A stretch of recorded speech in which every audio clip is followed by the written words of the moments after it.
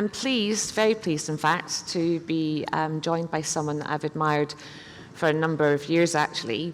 I'm not myself on X or Twitter, I can't remember what it's called anymore, but my colleague David follows you and reliably tells me that you're hysterically funny.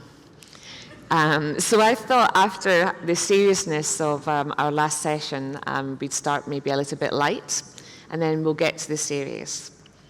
So you and I are Cancerians, born in July. Yeah. What do you think that means? Depends when you are born. I'm born 14th. on 4th of July. 14. Oh gosh, so, oh my goodness, I'm Bastille Day, and you are... I'm the second most important thing after the United States. You are? Yeah. Well, I like to tell my French friends that I like sharing my birthday with them in their country. Going back to the comments that my colleague David found so hilarious, you at one point had a quite interesting conversation and exchange with one of the politicians here in the UK, Nigel Farage. Are you still having that continued? Yeah. Yeah. Would you like to update us on that? I'm in contact with him, and I hope he will keep his promise to come to Albania and to see by himself how beautiful the country is and how great our people are and how much we value hospitality and many other things. So he promised to come, and I'm looking forward to welcome him and have him as a guest in our country, and hopefully then he will stop putting the Albanians in his speeches for the wrong reasons. I mean, what from your perspective, what do you think is going on in the UK with someone like Nigel Farage being able to make these comments? What's your perception from your side? Listen, if you want me to be funny, don't ask me about UK, because it's a very dramatic subject, and there is nothing funny about it. And I tend to believe that singling out Farage as the problem is practically escaping the roots of the problems. And Farage is not the problem, he's the mirror where people can see in a theatrical way some of the problems. And for sure, I don't believe that then he has the solutions, but by no doubt the solution is not to show him as the scapegoat or as the main problem. The solution might be to see the problems themselves as they are and to try and find out how to tackle them in a way that can re-engage the people with politics and can make the people believe again in this great country. So you think the problem is actually bigger than migration as a debate? It's more about a democracy challenge? But of course the problem is, so I believe, first of all, I believe that it's wrong to characterize migration as the problem. Migration is not the problem. Migration is part of the solution, I believe. And of course, then it's important to make the distinction between what is illegal, irregular, harmful, and what is beneficial. Mm-hmm. You know, I was in this city some time ago after someone named Suella Braverman singled out the Albanian community in the wrongest way possible. And when I arrived, I was graciously accompanied by the people that usually are engaged to accompany the prime ministers or the presidents for security reasons. And we arrive in our hotel, and there is a guy coming to me and speaking to me in Albanian. And the guard approaches because he thought that maybe it was something dangerous. And I said, no, don't worry, he's fellow Albanian. And then when we got out of the hotel in the morning, I heard my name shouted from up. And I look up and I see a few Albanians in the scaffolds working in repairing or building a building nearby. And then we went to the parliament, and the guard that was there was Albanian. So my question came immediately. So what would happen? Who would do these jobs if the Albanians would not be available, or not just the Albanians, but other migrants? And the demographics, of course, are damning for Britain and for the old Europe. So for sure, migration is not the problem. Migration is part of the solution.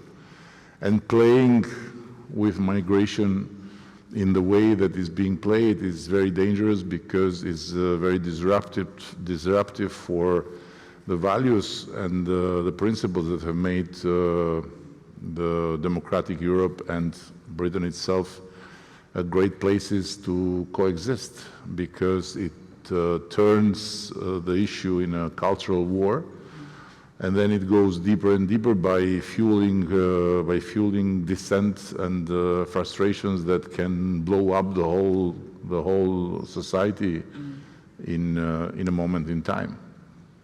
You mentioned the term Old Europe, and of course our strapline here is New World Order, New World Thinking. I mean, what do you think, and it's a big question, so I apologise, but I'm sure you can handle it. What do you think is actually happening to Europe? What's the trajectory from where it was? Where is it going? I believe that if one wants to understand a bit better what's happening to Europe, should open the ears and listen to others outside Europe. Listen to the big brains and to the great minds of Asia, of the global South in general, of the Arab countries, and every one of them looks at Europe like an old, tired giant that is not able anymore to wake up and to realize that the world has changed. And there is, for example, just one simple fact that less than 40 years ago, Europe's GDP was 10 times bigger than China's. Today, they are equal, and in less than 20 years, China will have the double of the whole economy of Europe, and let alone then the rest of the world. So Europe is in a crossroads, a very critical moment, because it has to make its mind about accomplishing the project of the founding fathers, which by no doubt is the most amazing project the political human has created, or go towards more disasters and following the path of Brexit, which was the most incredible harakiri one could ever imagine to see live TV.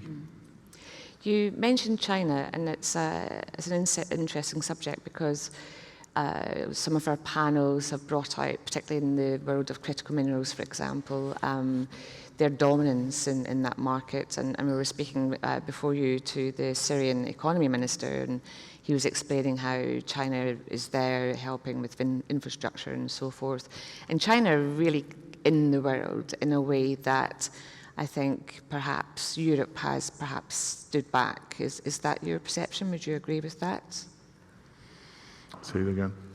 Sorry, I was just saying that China seems to be very quick to be in the world, investing in Africa, now investing in Syria. Is it your perception that they are quicker at doing that than Europe might be? Well, I think there is one characteristic in China's stance on the world that we should keep in mind, that China is not interested in universalizing its own way of being, its own values, its own beliefs. They believe that they belong to a superior civilization that is not even worth spending energy to spread, while in the meantime, wherever possible, China wants to make business. And this is a very special characteristic of a big power that does not resemble to anything like that we have been used to live with in our lifetime, being the Western big powers, being the Eastern, namely Soviet Union and the communist bloc, who were all obsessed about spreading their way of living, spreading their beliefs, and imposing their values. So in that respect, China has this different approach. And on the other hand, there is something absolutely relevant that Jacques Attali, by the way, was mentioning yesterday, not longer than yesterday, that while China is speaking about the fifth five-year plan in the row, meaning 25 years from now, France, quoting Jacques Attali, has not a plan for the next week. So it's quite a big difference that then reflects the daily life of the grip that China has on the world, and Europe has on the world, and the others have on the world. And do you think European leaders have got space to have that type of long-term thinking that China doesn't, obviously based on the fact that they have a different political system from... No, because, European leaders have to think about so many elections. And in the same time, I believe that being under the very, very big and mostly destructive pressure of the social media, the party politics, the politics in general in the democratic part of the world has become less and less respected and less followed by the people. And this fuels more and more destructive attitudes and destructive ideas about the world we live in this part of the whole world. While I believe in my very humble way that what people in this country or in the developed countries of Europe are looking for is the result of the fact that they have lost more and more the sense of what they already have, which is still very precious and very, very important. And the idea that by looking for something different, they can lose what they have is terrifying in my view. So it's not an easy moment, and my sense is that it will get worse before it gets better, and the lack of clarity and of clear ideas about how to deal with this new world and what to do with this beautiful project that is not accomplished, named European Union, is causing more and more confusion and more damage. And do you think it's been a lack of leadership in terms of the personalities we've had, or is it a lack of leadership in terms of allowing, and I'm talking about the leaders now, allowing themselves to be buffeted by, bad headlines or social media, as you said? Listen, let's take one example that for me is very, very revealing in a way. The Russian aggression in Ukraine. So for several years during the previous American administration, Europe outsourced practically its own foreign policy and put itself in an autopilot following the United States in a view of the conflict and in an approach that was quite maximalistic, and with all the moral ground necessary. And now the situation has dramatically changed, and what, for example, was considered to be a very unacceptable word, ceasefire, when Viktor Orban was insisting on that and was treated like a pariah, suddenly became the magic word when Donald Trump mentioned it, and all the European Union leaders embraced it and started to look for a ceasefire, but apparently too late. And what makes me absolutely confused is the fact that until today, Europe has not its own peace plan. So for sure it's legitimate, it's absolutely legitimate to support Ukraine, to fully support the territorial integrity, to fully oppose the taking by force of a piece of land from another country.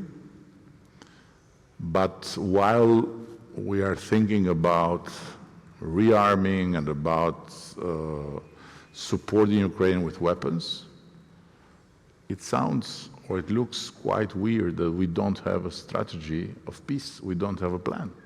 So absolute victory is one of the options, but it can't be the only option. And in the meantime, we have to have a plan how peace look like. And the lack of it makes us completely dependent from whatever Washington will do in this respect, which is obviously something that is very different from what it was before, and which is obviously something that has a totally different take on what's going on and how it should go on. So I see this as a very stunning example of Europe's lack of a solid autonomous position vis-à-vis issues of great importance and issues of great strategic weight. Can I ask, have you met Vladimir Putin? No, thank you. No, we are a very very special case, I would say, because Albania is the only country in the whole European continent where no leader from Kremlin and no high-profile figure from Moscow landed since 1960. And, so you never do any of these? Since 1960, no one from our side landed to Moscow to visit Kremlin or to do whatever. So this is related to our history. We had a very particular history, very different from the other communist countries of the Soviet bloc, because we considered all of them traitors, degraded crooks that didn't deserve our company. And we believed and we fought as the only lighthouse of communism in Europe.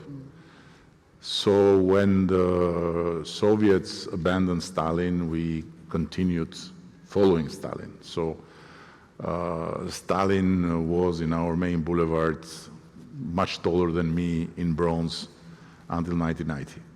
And this has created this attitude of total lack of confidence and total lack of appetite about Russia or whatever. So we love Dostoevsky, we love everything the Russian culture has given to us, but we don't like Putin and we don't like the actual Russia, and we don't have anything to do and we don't miss them. So you don't have those brush buys that we have in government at various multilateral gatherings?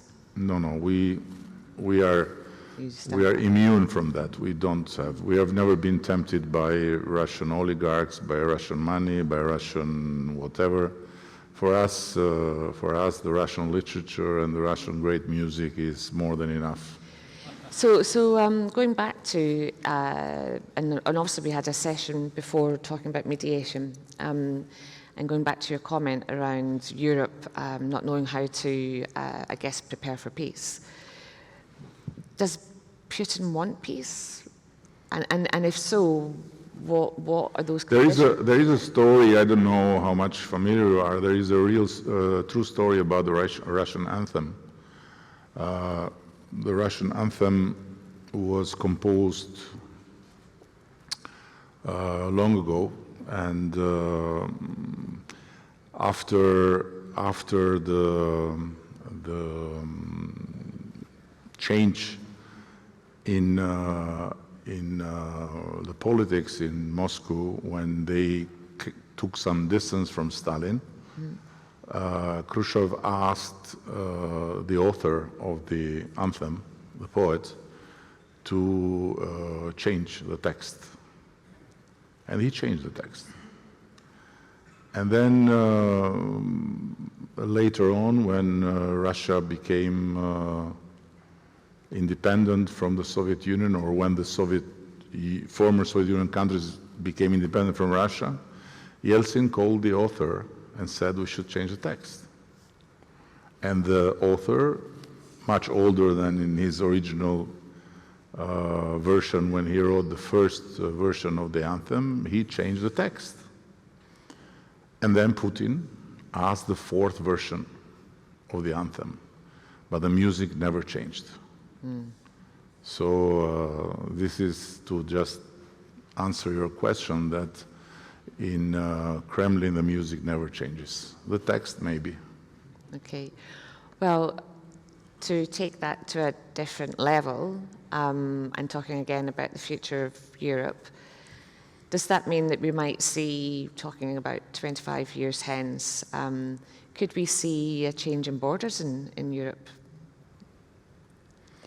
Listen, I don't believe that in any shape or form, not only Europe, but even other important countries in this world, China, for example, will accept change of borders because they are all underlining very clearly that the territorial integrity of Ukraine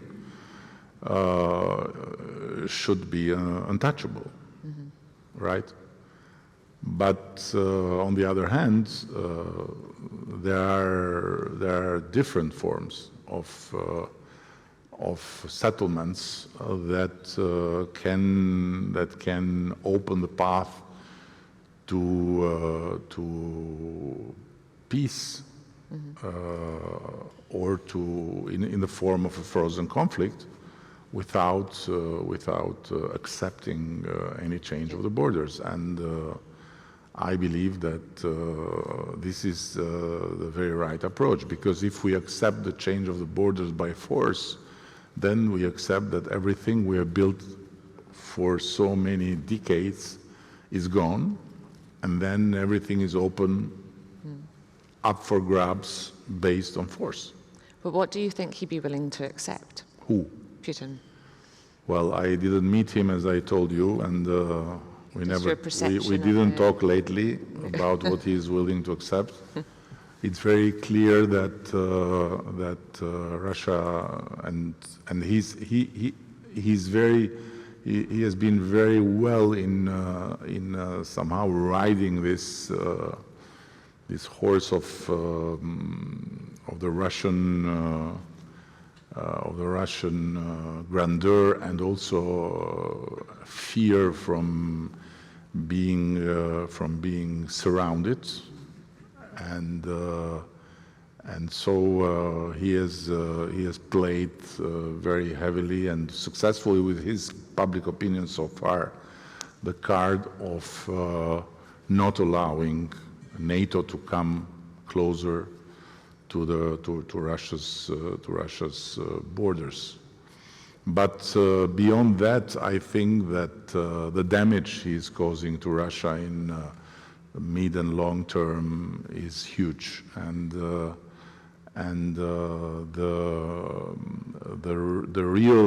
real moment of reconnecting with the reality and of counting all the wounds for Russia will come when the war will be over.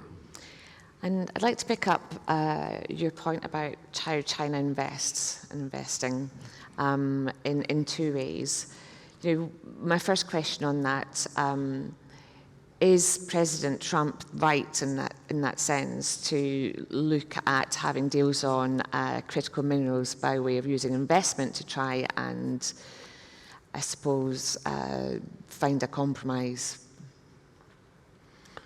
Now, I am the tallest among all the leaders so far, but I'm very aware that my country is the smallest. So I don't believe that based of my height, I can give opinions about people, about policies of countries that are so much bigger than my country. So Albania is a small country with a tall leader for the moment, but it doesn't mean that I should get involved in giving opinions about such important Can I frame subjects. it slightly different then? So to ask me, is Trump right? What do you want from me? What do you want from me? What possible answer else than Trump is always right I can give to you? Let me frame it differently in that case. Do you think that we're moving into a world where trade is used as a solution to, well, I guess, wars? And also, is it now trade used as a substitute for aid? Listen, I remember more and more something very, very smart and beautiful Bill Clinton once said. He said, multilateralism is in our best interests. And we have to do everything to strengthen multilateralism today, that we are the first country. because multilateralism will help us a lot when we'll be the second country. So I believe very much that multilateralism is not going to go away, is passing a very difficult moment, but it's a moment when, for sure, the network of institutions that represent the aim of the world for multilateralism is under question, and this being under question will help to reinvent this network and to reinvent these institutions and to bring multilateralism in another level. It's very obvious that multilateralism has been very beneficial in many ways, but in the same time, it's very obvious that when Trump, for example, attacks institutions that represent what multilateralism was so far, he has a point. So the answer of all the questions that we are facing, like the questions you are making to me, has to be found in a reinvented multilateralism, in a reinvented world order, in a reinvented architecture of security. There are many things and many presences in our lives that we have taken for granted, that we have believed will be there forever, and somehow, let's face it, living in this part of the world with all the great things that came after we had the longest period without war, has made us Europeans very self-referential, has made us less hungry for new successes, and practically has made us lose touch with the reality of the world.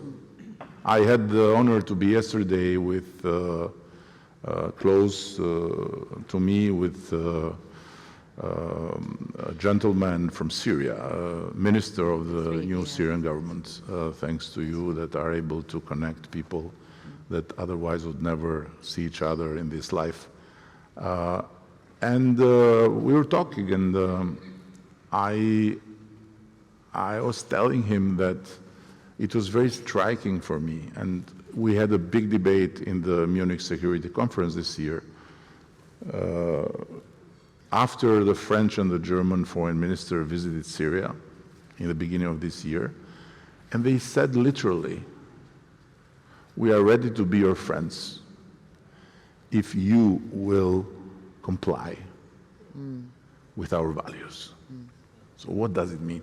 So how much possible is for any of us to knock at the neighbor's door and say, "We are ready to be, my family is ready to be good neighbor with your family if you believe in the same things we believe and if we live like we live." So you are practically investing in a neighbor that will be a problem. So in that sense, I think there is a lot to rethink. And let me be completely incorrect politically. I have to meet your prime minister tomorrow, by the way. You won't tell him. Saying that, you know, in Albania we have a lot of dreams, a lot of ambition, a lot of drive, a lot of passion to transform our country and to make it a member of the European Union, hopefully to fill the place Britain left empty. But we don't have the bless you and some big other democracies have to have the most incredible universities, to have the most incredible thinkers, and to have such an incredible capacity to think about the future that I'm amazed that is not used by the governments. You don't need to invent the wheel. Sometimes in Albania we need to invent the wheel even. But here, you just have to open up and say, okay, give me some clues, give me some ideas, tell me how should I serve better this country, and you'll have all sort of ideas, all sort of great energies coming in and helping you and making you become relevant in the eyes of these people. So I'm sure that if you ask the top 50 universities of Europe to propose a peace plan, to propose how a different Europe can look like, to propose how Britain can get out of this gloom and doom moment, you'll have it. You'll have enough versions to make your choices. It can't be just some people in some offices having their own, for sure, capacity and having for sure their own experience, but still, there's so much incredible capacities out there in every corner of this city that when you think that they are living in their own spaces without having the access and the possibility to be the real influencers, it looks like strange to me. Maybe I'm wrong. No, well, Maybe I'm completely wrong. I agree but, with you, not just because... I have this feeling always, more and more. On the subject of multilateralism, which we'll get into later today, actually, we have a panel looking at what's happening in Kazakhstan and Kazakhstan's role in the world and in the international community, and it's been moderated by your colleague, Edi Rama, who's also Albanian. And I deliberately put those two countries together because I'm interested in what multilateralism looks like, who's part of it, and why. Do you have any idea? Listen, for example, what is happening as we speak in our part of the world, let's say, there is this coalition of the willing that has been put together involving a number of countries within European Union and NATO that are there, including us, to do the best to support Ukraine.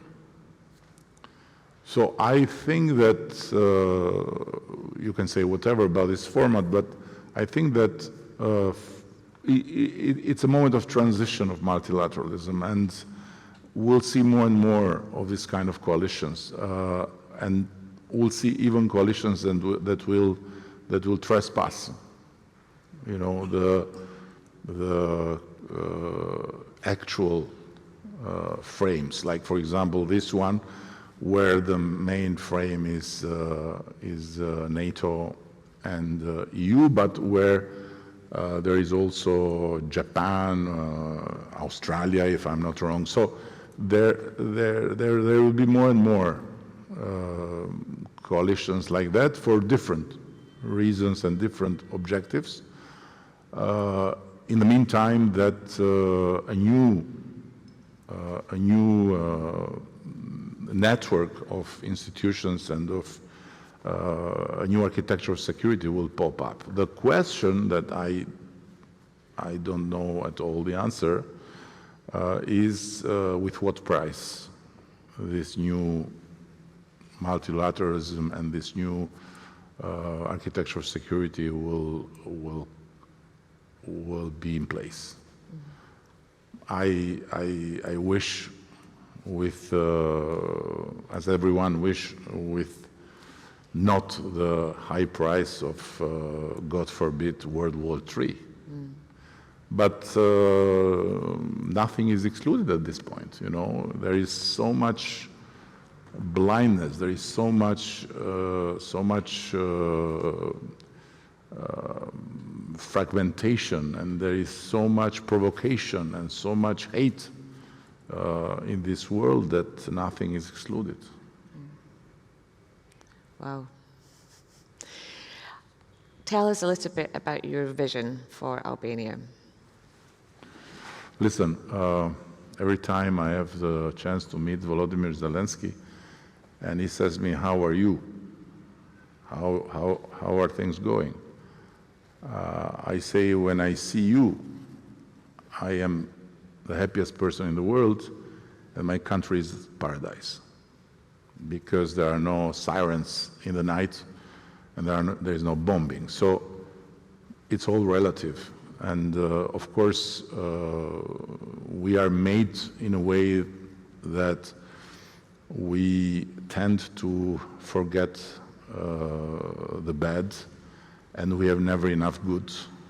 But at the end, I think Albania is in a good place. Mm-hmm. We are now in a high acceleration of our path towards membership. It's a moment in Europe that, at least in this regard, there is a very, very strong change, that the geopolitical importance of the Western Balkans is not just in words, but it's also in action. So now they realize that they have to do everything to unify the Western Balkans to the European Union. Now they realize that the European Union is the only reality in the history of maps that has two borders, one outside border and one inside border, and within this inside border is us, the Western Balkans. And if things are going to be as they are today, I'm very optimistic that will be very soon. And so by soon I mean within this decade, members of the European Union. If things change, and if Europe goes back to its comfort zone, then this can change. But for the moment, I'm very optimistic, and the vision of Albania is determined a lot by our history. We have never had the chance to have a moment in time when we lived based on our choice. We were always imposed other forces upon us.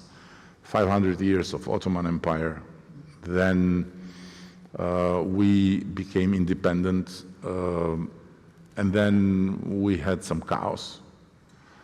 Then we had a self-made monarchy. Our king was a guy that had no royal blood, but had no enough patience with democracy as well. So he thought that it was better to be a king, and by acclamation he became a king. But then we had occupation from Italy, then we had Soviet Empire, and now is the moment we live by our choice. We want to be part of the European Union, and for us the European Union is very much the same as it was for the founding fathers, you know, an area of peace and of security. So for us, in Albania, European Union is like a religion. It's 92% of people want Albania to be in the European Union. And it's incredible because we have a so polarized politics that it's difficult to have the same idea even about what time is it. But when it comes to the European Union, there is no doubt everyone wants to be part of the European Union.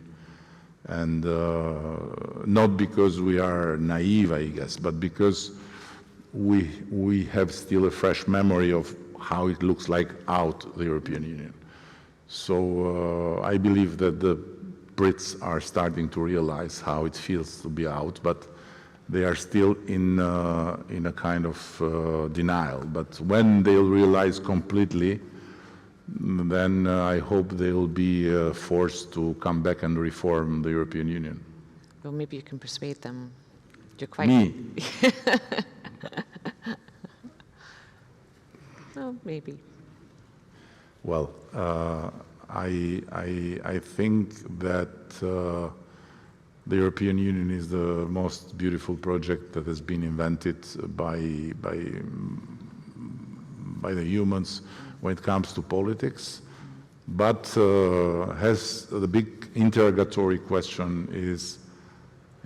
mark is how much will be there the capacity to accomplish the project, to create the United States of Europe. Of course, by keeping the countries in their own space, but by having a much more stronger architecture of living together. Mm. You said earlier, and we'll finish up soon, and I'll release you from this pain. You mentioned... No, it's painful to talk about Britain. You know, it's not the interview. I won't take it personally then. You spoke earlier about, knocking on neighbours' doors and saying, you must take our values. One of the criticisms of the European Union is that it does try to force values that it possesses onto others. No, there is a difference. There is a difference because when it comes to us, this is a choice. So it's our free choice. Nobody has obliged us to be part of the European Union. We want to be part of the European Union exactly because we want to have the freedom, to have the human rights, to have the rule of law, to have all that is embedded in the European Union self-existence. And on the other hand, I believe that European Union is a big bless for a country like us or for the Western Balkan countries, which are countries with not a very strong and very long tradition of institutions. So European Union is the biggest and the most incredible source of know-how in terms of how to build institutions, how to build independent judiciary, how to build check and balance and all this. And this is what makes our future much more secure than of other countries that didn't have the chance to have the European Union close by. Look at Iraq, look at Afghanistan, they had their moment of thinking that their future was freedom and democracy and human rights and independent judiciary and all this. But it didn't last long because they didn't have the European Union. And they didn't have the future designed as a future in that family. So for us, this is a big bless. And we are working very hard to comply, not because we want to please Brussels or Paris or Berlin or whomever, but because more we comply with what it means to be an EU state, better is for us, for our citizens, for our people. So in that regard, whoever wants to be part of the European Union, of course, cannot blame the European Union to lecture. But when the European Union gets out of its own realm and goes to Syria or goes to China or goes to I don't know where, cannot go to lecture there. It's we live in a different time, and one of the things that are very tangible is that the rest of the world is fed up with the West lecturing, with the West telling how to live, what is good, what is bad, with the double standard, and with all the bullshit that they had to listen and to live with for so many years. Now they are grown-ups in this world, so it's not anymore a world where there is one grown-up, the West, and the others are just immature or weak or it's different. There are many, and will be many more grown-ups in the world, so we have to find out a new way to coexist and to live and let live. It's not for us to fix the way of living of others, I believe. And the faster we will understand this, better will be for us. Otherwise, we'll be in a very bad place. Okay, well, Prime Minister, thank you so much for joining FRF today. And also thank you to your beautiful wife for some of her words last night at dinner. For those who didn't make dinner last night, Madame Edi Rama gave a fantastic speech, which included rucksacks, I remember, which I hope she gives in public at some point soon. I have to make a confession at the end, because in your program I was supposed to have a speech and then to have this. I know, but you're bigger than me, so I wasn't. And I asked you to not make the speech exactly because I didn't want to feel the pain of the contrast with my wife's speech last night. I think that's fair. So I just wanted to avoid the comparison that would be very painful for me, because yes, her speech was amazing, and the backpack is something that I will use, but not in her presence, because I can steal the copyright from her when she's not present. Otherwise, it's not possible. Okay, well, we won't tell her. And as every man knows here, wives are great in protecting copyrights, and sometimes even when it's your copyright, you have to accept that it came to your mind when you were sleeping with your wife. It's been a pleasure. Thank you so very much. Thank you so much. Thank you so much. Thank you so much. Thank you.